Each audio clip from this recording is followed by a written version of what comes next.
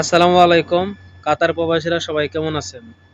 কাতার প্রবাসীদের জন্য কিছু কথা বলবো। আগে আমার এই বন্ধুর এই ভয়েসটা পুরাটাই শোনেন, তারপরে কাতারে নতুন আসতে চাইতেছেন, আগে এই ভয়েসটা শুনে যান কি বলে। আসসালাম রহমতুল্লাহি ওয়া বারাকাতুহু। ভাই কি কম বললে তো বিশ্বাস করবেন না। আজকে বেশ কয়েকদিন ধরে আমাদের খাবার টাকা পয়সা কোনো কিছুই নাই, কিভাবে দিনকাল পার করতেছি একমাত্র আল্লাহ পাক রাব্বুল আলামিন জানে কিভাবে দিনগুলা যাইতেছে, বুঝছেন।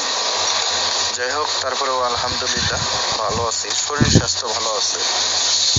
ডিউটি করতেছি কিন্তু টাকা পয়সা পাইতেছি না, খুব একটা নাজেহাল অবস্থায় আছি। দোয়া করবেন আমাদের জন্য, ঠিক আছে।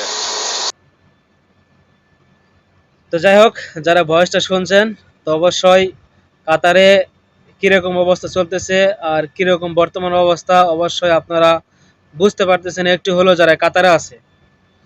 আর এখনো পর্যন্ত যারা কাতারে নাই, নতুন আসার জন্য কাতারে অনেক আগ্রহ এবং পরিকল্পনা করছেন যে কাতারে আসবেন।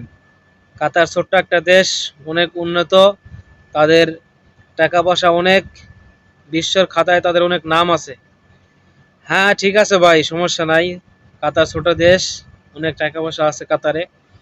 কিন্তু যারা প্রবাসী যারা আছে, আমার এই বন্ধুর বয়স যারা শুনছেন, আমার এই বন্ধু অনেক কাজ জানে, প্লাম্বারের কাজ জানে, ফায়ার ফাইটিংয়ের কাজ জানে, জেপসন বোর্ডের কাজও জানে। আমার এই বন্ধু আজ দীর্ঘ কয়েক বছরে কাতারে, পুরান লোক, কিন্তু তারপরও তার বর্তমান সময়ে আসে কাজের সংকেত এবং কি রুম ভাড়া খাওয়া নিয়ে খুবই কষ্ট। এরকম আমার এই বন্ধুর মতো অনেক প্রবাসীরা আছে কাতারে, অনেক প্রবাসী আছে যে থাকা খাওয়া নিয়ে কষ্ট এবং কি কাতারে থাকা খাওয়ার টাকা জোগাড় করতে না পারার কারণে দেশে চলেও গেছে। সেটা আমার নিজের চোখে দেখা।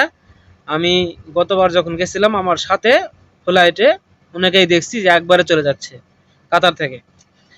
তো যাই হোক, যারা কাতারে আসে, যারা কাতারে আসতে চাইতেছেন তাদেরকে বলতেছি, যদিও কাতারে আসেন অনেক জাইনে শুনে বুঝে শুনে পরিপূর্ণ একবারে জায়গা থেকে খবর নেবেন।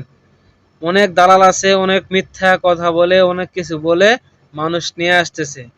বাংলাদেশের মানুষ নিয়ে আসতেছে কিসের জন্য? বাংলাদেশে বেকার আছে, আসলেই 40 থেকে 50 হাজার টাকা ইনকাম করতে পারবেন, চলে আসেন, কোনো সমস্যা নেই, এসব বলে কিন্তু অনেকে নিয়ে আসতেছে। আনার পরে কি হইতেছে ভাই, কাতারে 2 4 10 দিন কাজ কাম করার পরে তার আর কোনো কাজ থাকতেছে না।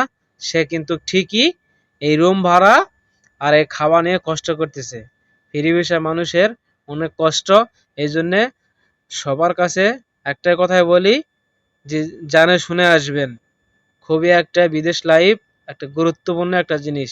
এতে কিছু নষ্ট করার পরে আপনি বিদেশে আসবেন, ভবিষ্যৎ খারাপ হলে কিন্তু আপনার লাইফটা এখান থেকে কিন্তু কোনো কিছু হতে পারে, লাইফের সামনে আগাইতে পারবেন না। এই জন্য বলি জানে শুনে আসবেন।